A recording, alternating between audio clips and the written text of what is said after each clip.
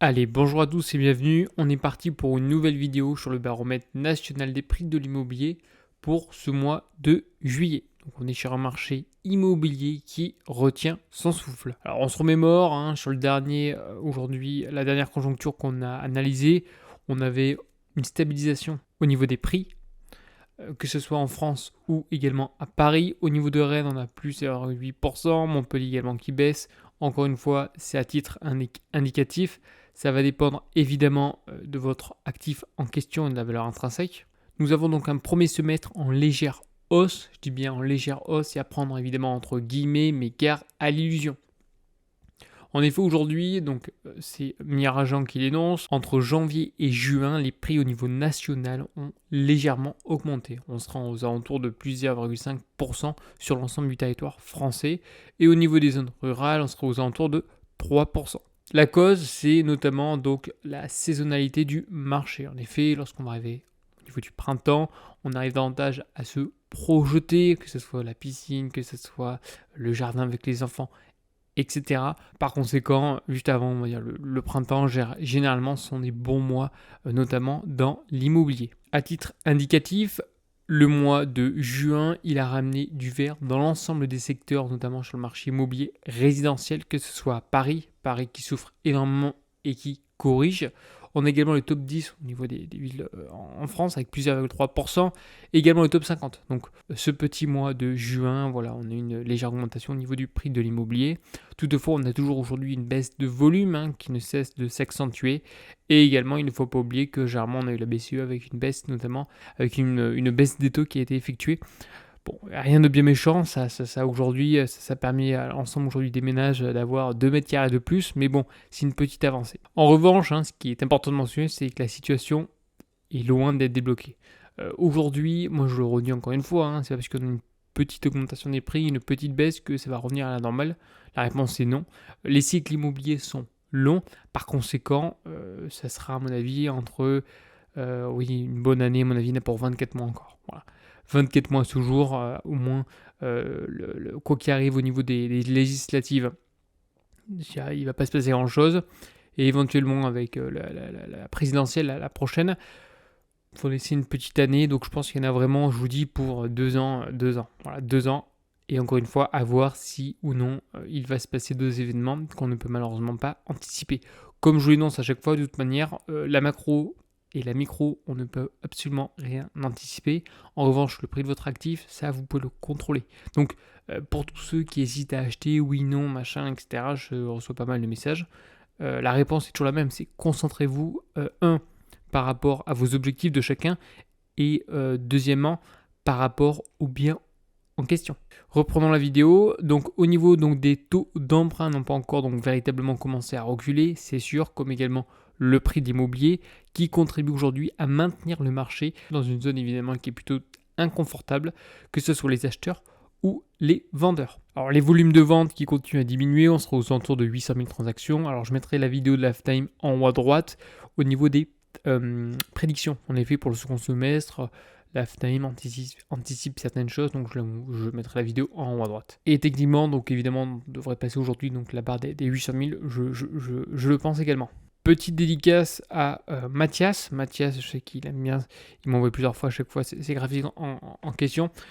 C'est des graphiques de qualité, encore une fois, et je trouve ça bien de mixer avec les différentes conjonctures que je vous propose. Donc aujourd'hui, on va voir les prix de logement et les loyers avec un indice des prix qui est justement rapporté aux revenus des ménages.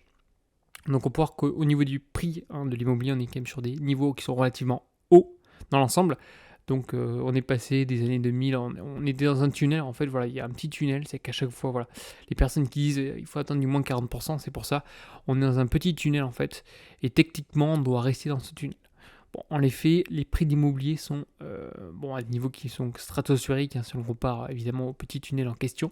De l'autre côté, les loyers sont extrêmement bas, je viens de vous dire, les loyers vraiment on est les plus bas historiques. Encore une fois, c'est rapporté par rapport aux revenus par ménage. Petite dédicace également à tous les vendeurs de formation, etc. On ne s'enrichit pas à travers les loyers, parce que les loyers sont bien restés, encore une fois, dans le tunnel, voire aujourd'hui, ils sont relativement bas, mais on s'enrichit bien en immobilier, je peux dire résidentiel, enfin du moins ce qui s'est passé sur les dernières années, via l'appréciation aujourd'hui de l'actif en question. Donc oui, on est relativement haut. Techniquement, il faudrait rejoindre ce petit tunnel. Est-ce que ça va se faire? Je ne sais pas. Il faudra au moins du moins 40%, comme l'énoncent certaines personnes. Ça me semble trop important, encore une fois, selon moi, compte tenu de la conjoncture et du contexte. Mais rien n'est impossible. On va continuer également avec le taux d'intérêt et l'inflation. Donc ce qu'on peut constater, c'est que d'un côté, l'inflation, up, c'est la courbe noire, c'est tout simplement l'antagoniste, j'ai envie de vous dire, des taux d'intérêt net d'inflation. C'est-à-dire que quand l'inflation augmente, on a les taux d'intérêt net d'inflation qui diminuent énormément, et vice-versa. Donc à ce jour, l'inflation corrige. On partirait pas trop mal, j'ai envie de vous dire, à avoir également au cours du temps et des différentes surprises. On va suivre ça au cours du temps, mais en tout cas, voilà, on a une baisse aujourd'hui de l'inflation. On a également une baisse des taux. Est-ce que c'est durable? On verra ça également au cours du temps. Alors au niveau de l'indicateur du pouvoir d'achat, notamment immobilier des ménages, on est à des niveaux bas. Alors là, c'était encore une fois à 2008-2009, évidemment, la crise subprimes. Cette fois-ci, on est donc en 2024 sur le D1. Voilà, on est quand même à des niveaux plutôt bas, mais on n'est pas au niveau de 2008-2009. Au niveau de la durée d'emprunt, pareil, on est quand même sur des niveaux qui sont relativement importants maintenant on emprunte le plus lointain possible. Après, c'était, je viens de vous dire, stratégique. Si on empruntait à des taux de 1-2%, évidemment du 25 ans, c'est jackpot. En revanche, lorsque les taux sont quand même assez importants, il me semble plus judicieux de raccourcir la durée. On va faire une petite comparaison au niveau de l'indice donc, de prix des logements. Donc on a d'un côté donc Paris. Alors ce qu'il ne faut pas oublier également, c'est qu'on a Lyon. Lyon, c'est encore au-dessus. On a vraiment des indices qui sont encore stratosphériques, contrairement à notre petit tunnel comme je viens de vous l'énoncer au préalable. Okay, donc entre 1965 et on va dire les années 2000, bon, on a navigué intérieur. Alors évidemment, on a eu une légère augmentation, puis là on a bien corrigé. Donc ça serait possible qu'on recorrige derrière. Potentiellement, encore une fois, je n'ai pas de boule de cristal. Donc voilà pourquoi on a certaines personnes, voire une bonne partie, qui pensent qu'il y a une possibilité de rejoindre ce petit tunnel, comme on a fait juste ici dans les années 90. Okay, donc c'est une petite correction. Alors au niveau de l'indice de loyer, on est vraiment à des niveaux qui sont relativement bas, ce qu'on a connu dans les années 90, que ce soit en France, ce que vous voulez, libre, machin truc. Voilà, ça on n'en parle pas assez. Évidemment, on a des loyers plafonnés, on a des loyers bloqués, donc logique aujourd'hui que les loyers aujourd'hui corrigent davantage, d'autant plus que lorsque l'inflation est relativement importante, lorsqu'on était sur de l'IRL, sur l'indice de référence des loyers, il était capé, évidemment, donc vous pouvez indirectement pas suivre l'inflation. De toute manière, généralement, lorsque l'inflation augmente, on a les loyers qui augmentent, mais il ne faut pas oublier également qu'on a l'autre partie, c'est-à-dire la valeur vénale du bien aussi à prendre en compte. Des fois, on a le loyer qui augmente, mais la valeur vénale du bien descend. Même si, petite anticipation, là c'est plutôt sur la partie, donc on verra ça plus tard, tertiaire commerciale, notamment la partie CAPI du bien en question est rattachée par rapport au loyer que génère le bien en question. Bref, je vous embrouille pas plus que ça, on verra ça plus tard. L'indicateur du pouvoir d'achat, donc immobilier des ménages, donc évidemment c'est l'opposé de ce qu'on a vu au préalable en amont. Donc Lyon c'est le pire, pourquoi? Parce qu'on avait des indices de prix des logements qui étaient relativement élevés, Paris et l'Île-de-France. Ok, on regarde Paris et l'Île-de-France, et vice-versa. Si on regarde l'indice des prix des logements, si on fait une petite comparaison à l'international, donc la France, on se situe juste ici, donc on est quand même plutôt dans le haut du panier. Encore une fois, c'est une moyenne, on est bien d'accord, il y a certains États, lorsqu'on va aux États-Unis, qui sont relativement chers, plus importants que d'autres. Et vice-versa également au Royaume-Uni. On regarde aujourd'hui le niveau de Londres. Londres est extrêmement cher également. Et au niveau de l'indice des loyers, ça corrige. En France, on est quand même... Alors l'Allemagne, France, et après on a le Royaume-Uni. De toute manière, je vous mettrai si vous voulez ce document dans la description. Voilà, n'hésitez pas à me le mentionner. Et on va terminer par les taux d'intérêt, notamment de nouveaux prêts au logement. Donc il ne faut pas oublier que mine de rien, on est quand même monté dans les années 80. On est monté quasiment à 16%. Vous imaginez 16%. Donc évidemment, depuis les années 85 à 80, on a une énorme correction. Et là, on est arrivé peut-être un plus bas, qui sait. Donc là, on a une grosse correction. Et encore une fois, la France, on n'est pas non plus à plaindre, contrairement aujourd'hui au Royaume-Uni ou aux États-Unis. Et donc, à voir par la suite si on arrive à contrôler l'inflation, comme si, on va dire, c'est le plan initial de la BCE, pour pouvoir aujourd'hui avoir une petite baisse des taux. Mais ça m'étonnerait qu'on a aujourd'hui, qu'on risque d'avoir des taux encore une fois à 0,9 comme on a eu pour certains.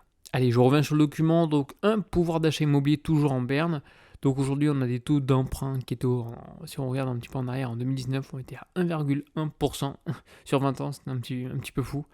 et un prix aujourd'hui du mètre carré à 2655.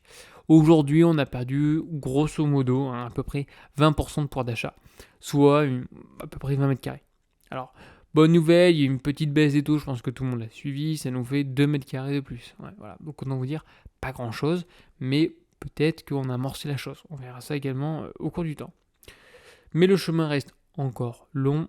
En effet, à un prix constant à peu près de 3 000 € du mètre carré, il faudrait que les taux d'emprunt aujourd'hui, moyens sur 20 ans, reculent de 1 point aujourd'hui de pourcentage, et avec une baisse notamment des prix de l'immobilier de 12%. Donc voilà, il y a quand même du chemin entre guillemets à parcourir si on veut revenir à ces niveaux-là. Je pense qu'il faudrait quand même beaucoup de temps quand même avant qu'on redevienne à des prix qui étaient aussi attractifs et avec un pouvoir d'achat qui était assez conséquent au préalable. Alors comme vous le savez également, donc j'ai rien posté de vidéos en lien avec la politique. Premièrement parce qu'aujourd'hui, voilà, je n'ai pas une prendre parti ou un autre, ça c'est à vous de voir. J'ai pas envie également de dénoncer ce genre de choses sur ma chaîne. Comme on l'a vu, il y a quand même aujourd'hui des incertitudes économiques et également aujourd'hui des annonces, personne ne pouvait l'anticiper. Notamment la dissolution de l'Assemblée nationale par le président. Donc ça, personne ne pouvait anticiper. Encore une fois, comme je l'énonce, la macro, la micro, impossible d'anticiper. Ça, c'était impossible d'anticiper. Alors évidemment qu'il y aura des répercussions derrière. Comme vous l'avez vu aujourd'hui, donc ce genre d'événement peut engendrer donc des répercussions, notamment ça pourrait pousser les banques à refermer le robinet du crédit. En tout cas, vous avez vu que sur le CAC, il a donc fortement corrigé, quasiment du moins 10%. Alors aujourd'hui, il y a une petite correction, mais en tout cas, ça n'a pas du moins 10 en une journée. Également réduire la baisse des taux. Bon, écoutez, on verra ça de toute manière au cours du temps. Alors, des incertitudes liées à la dissolution de l'Assemblée nationale. Donc, aujourd'hui, on a constaté quoi? Il y avait un écart entre les taux, notamment de rendement, donc des obligations d'État allemandes et françaises, qui n'a cessé aujourd'hui de se creuser, on va dire, au cours du temps. Alors, quelles sont les conséquences, notamment pour alors, juste avant, petit aparté, rapidement, on parle de notion de spread entre les obligues d'État allemandes et françaises. Donc, premièrement, les conséquences de cet écart, ça va être le coût d'emprunt. Donc qui est, on va dire, un spread plus large signifie en fait que la France va payer donc plus d'intérêts par rapport notamment à nos voisins, donc les Allemands. Donc ça peut augmenter le coût de financement, donc de la dette publique, qui est déjà, on va dire, assez importante. Ok.